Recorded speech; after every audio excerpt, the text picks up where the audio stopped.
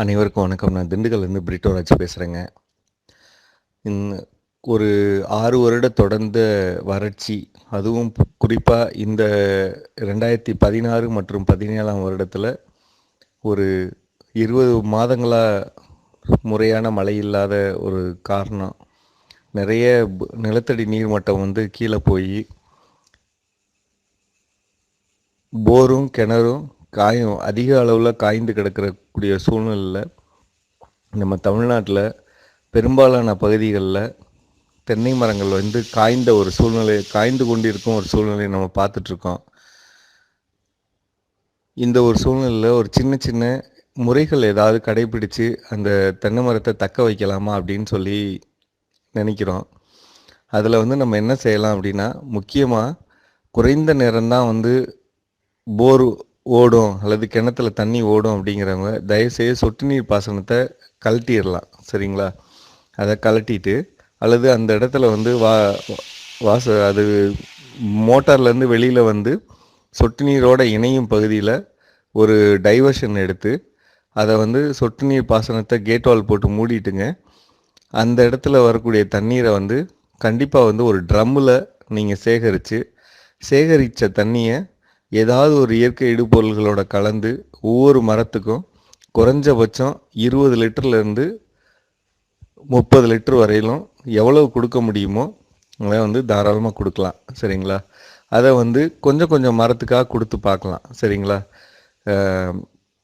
சுத்தமாகவே ட்ரை ஆகிருக்கு அப்படிங்கிறது வேறங்க. மற்றபடி ஏதோ 5 நிமிஷம் ஓடுது 10 நிமிஷம் ஓடுது அப்படின்னு சொன்னால் கூட அந்த தண்ணீரை முறைப்படி எடுத்து ஒரு சின்டெக்ஸ் டேங்க் வாங்கி அதை ஒரு 1000 லிட்டர் டேங்கோ அல்லது ஒரு 5000 லிட்டர் டேங்கோ வாங்கி அதில் சேகரித்து அந்த தண்ணீரை நீங்கள் ஒவ்வொரு மரத்துக்கும் கொடுக்குற மாதிரி பார்க்கலாம். ஒன்று, அப்படி கொடுக்குற தண்ணீரை கண்டிப்பாக அந்த தென்னை மட்டையை வச்சே மூடாக்கு போட்டு வட்டப்பாத்தியில் மூடாக்கு போட்டு நீங்கள் தண்ணீரை கொடுக்கலாம். அப்படி கொடுக்கும்போது அங்கேயுமே நீங்கள் வாய்ப்பு கிடைச்சதுன்னா கொஞ்சம் நம்ம இயற்கை இடுபொருள்களை சேர்க்கலாம். சரிங்களா? நுண்ணுயிர் பெருக்கம் இந்த வெயில் காலத்து வறட்சி காலத்தில் ரொம்ப முக்கியமானது. ஏன் அப்படின்னு சொன்னால், ஒவ்வொரு தாவரத்திலும் இருக்கக்கூடிய நுட்பமான வேர்கள், சல்லி வேர் இருக்குது பார்த்தீங்களா, அது அசந்த நிலைமையில் இருக்கும். தண்ணீர் எடுத்துக்க கூட முடியாத ஒரு சோர்வு நிலையில் காணப்படலாம். இப்போ நம்ம கொடுக்கக்கூடிய தண்ணீர் அது பக்கத்திலே இருந்தாலும் அந்த தண்ணீர் அந்த செல்லுக்குள்ளே போகிறதுக்கு ஏற்ற மாதிரியான ஒரு வாய்ப்பு இல்லாத நிலைமையில் நம்ம கொடுக்கக்கூடிய இயற்கை இடுபொருள்கள் உயிர் உரங்கள், உயிர் இருக்கக்கூடிய நன்மை செய்யும் பாக்டீரியா இருக்கக்கூடிய ஒரு விஷயம். அதனால்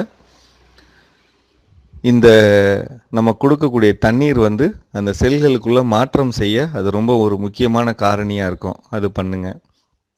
அடுத்து வாய்ப்பு கிடைச்சதுன்னா ஒவ்வொரு தென்னை மரத்திற்கு அருகாமையிலையும் ஒரு 2.5 அடி தூரத்தில் ஒரு குழி எடுக்கலாம். அந்த குழி 2 அடிக்கு 2 அடிக்கு 2 அடி அப்படிங்கிற அளவுலையோ அல்லது 1.5க்கு 1.5க்கு 2 அப்படிங்கிற அளவுலையோ 1க்கு 1க்கு 2 அப்படிங்கிற அளவுலையோ ஒரு குழி எடுக்கலாம். சரிங்களா? அந்த குழி எந்த இடத்துல எடுக்கலாம்னா, சொட்டு நீர் பாசனம் வச்சுருக்கவங்க அந்த டேப் போட்ட அந்த வாய் இருக்குது அப்படின்னா அந்த டேப்பு போட்டிருக்கக்கூடிய அந்த குழாய் இருக்க அமைப்பு, அந்த ட்ரிப்பர் மாதிரி போட்டிருக்கீங்களா, அந்த இடத்துல நம்ம குழி எடுக்கலாம். சரிங்களா? ஆனால் சொட்டு நீர் குறைவாக தண்ணி இருக்கவங்க சொட்டு நீர் பாசனத்தை கழட்டி வச்சுட்டு கூட செய்யலாங்க. சரிங்களா? ஆனால் ஒரு இடத்துல குழி எடுத்து அந்த குழி எடுக்கிற இடத்துல நம்ம தண்ணீர் கொடுத்தோம்னா தண்ணீரை நேராக வேர் பகுதியிலே கொண்டு போய் கொடுத்து வேருக்கு தேவையான அனைத்து இயற்கை இடுபொருள்களோடு நம்ம கொடுக்கும்போது நல்ல ஒரு வளர்ச்சி இருக்க வாய்ப்பு இருக்குங்க. அடுத்து 3வது விஷயம், வாய்ப்பு கிடைக்கிறவங்க நம்ம தென்னைக்கு டானிக் கொடுக்குற முறைப்படி நல்ல வேர் ஒன்று எடுத்து அதை கத்தியில் சாய்வாக சீவி குறிப்பிட்ட அளவு தண்ணீரோட குறிப்பிட்ட அளவு பஞ்சகாவியா அல்லது ஜீவாமிர்தம் அல்லது ஈயம் கரைசல் ஏதாவது ஒரு பொருளை உள்ள மாட்டி வச்சு நம்ம வாயை கட்டி விடலாம். இது நேரடியாக தென்னைக்கு அதோட உட்பகுதியில் போய் நமக்கு தென்னைக்கு பலன் கொடுக்க நிறைய வாய்ப்பு இருக்குங்க. சரிங்களா? அடுத்து வந்து நீங்கள் வந்து என்ன செய்யலாம்னா, நான் ஒரு 5000 லிட்டர் டேங்க் சொன்னேன். அந்த டேங்க்லேருந்து ஒரு 1 ஹெச்பி சின்ன மோட்டர், சென்ட்ரிஃபியூகல் மோட்டர் வாங்கி, அதுலேருந்து நம்ம பச்சை கலர் ஹோஸ் இருக்குது பார்த்தீங்களா? சின்ன 1 இன்ச் ஹோஸ். அந்த ஹோஸ் வந்து கூட கொஞ்சம் நிறையா வாங்கிக்கலாம்.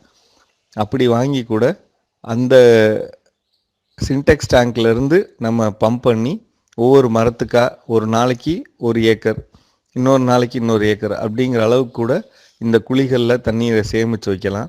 இப்போ இந்த நம்ம தோண்டின 2 அடிக்கு 2 அடிக்கு 2 அடின்னு தோண்டின குழியில் வந்து தண்ணீர் விட்டுட்டு அந்த குழியை வந்து தென்னை மட்டை போட்டு மூடி வைக்கலாங்க. அல்லது வந்து ஏற்கனவே நம்ம குழுவில் நிறைய விவாதித்த மாதிரி அதுக்குள்ளே தென்னை மட்டைகள் போட்டு அதை வந்து ஊற வச்சு நம்ம கொடுக்கலாம். அதாவதுங்க, அடிப்படையில் ஒரு சின்ன செய்தி, இதுக்கெல்லாம் தண்ணிக்கு எங்கே போகிறது அப்படிங்கிற இது அப்படி நெகட்டிவாக நம்ம ஒரு விஷயத்தை பார்க்காம இருக்கக்கூடிய தண்ணீரை எப்படி வந்து நம்ம பிரித்து கொடுக்கலாம். அதாவது ஒரு 1000 லிட்டர் இருந்தால் கூட 1000 லிட்டரை வந்து 20 லிட்டராக கொடுத்தோம்னா 50 மரத்துக்கு கொடுத்துடலாம். புரியுதுங்களா? 20 லிட்டரு, அதாவது ஒரு குடம் தண்ணி கொடுத்தோம்னா, ஒன்றுமே எல்லாத்துக்கும் ஒரு குடம் தண்ணி பெருசு இல்லைங்களா? அப்போ 1000 லிட்டர் இருந்தால் கூட 50 மரத்தை காப்பாற்றலாம். அதே மாதிரி 50-50 நீங்கள் பண்ணிங்கன்னா ஒரு ரொட்டேஷன் வரலாம். சரிங்களா?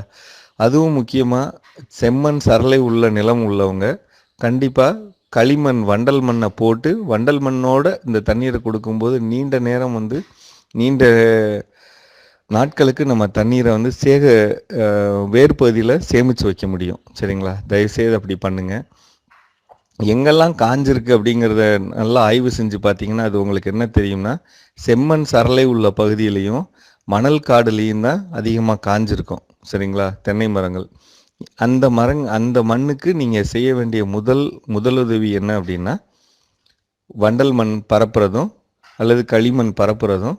அது ஒரு 4 சட்டி கூட போடலாங்க. ஒரு தூருக்கு 3 சட்டி அல்லது 4 சட்டி கூட போட்டுட்டு அதில் வந்து நீங்கள் பாசனம் பண்ணலாம். இது வந்து ஒரு மிகச்சிறந்த பலனை தரும்.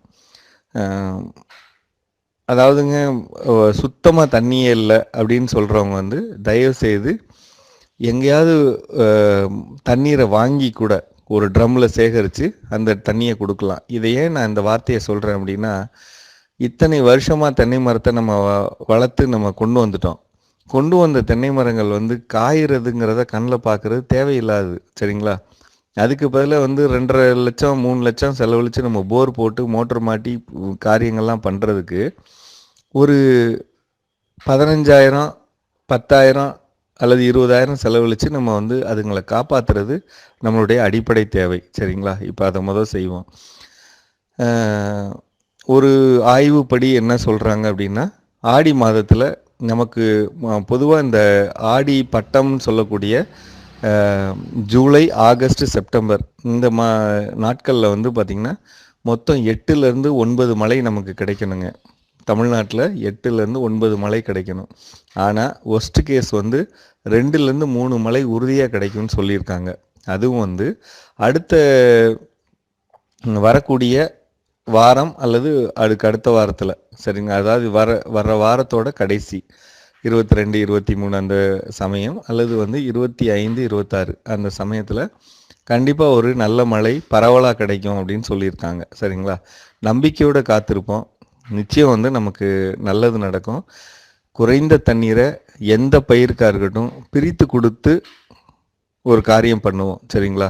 நம்ம பாரம்பரிய நீர்ப்பாசன முறைகளோ அல்லது வந்து விட்டேத்தியான மனம் விட்ட சூழ்நிலையை மாற்றி ஒரு முயற்சி பண்ணி நீண்ட நாள் இன்னும் வாழ வேண்டிய தென்னை மரங்களை நம்ம பாதுகாப்போம். நன்றி.